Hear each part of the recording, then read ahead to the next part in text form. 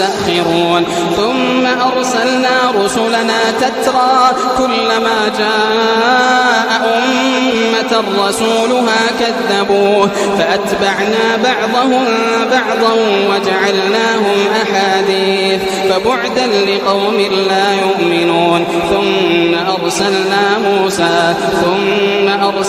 موسى وأخاه هارون بآياتنا وسلطان مبين إلى فرعون وملئه فاستكبروا وكانوا قوما عالين فقالوا أنؤمن لبشرين مثلنا وقومهما لنا عابدون فكذبوهما فكانوا من المهلكين ولقد آتينا موسى الكتاب لعلهم يهتدون وجعلنا ابن مريم وأمه آية وآويناهما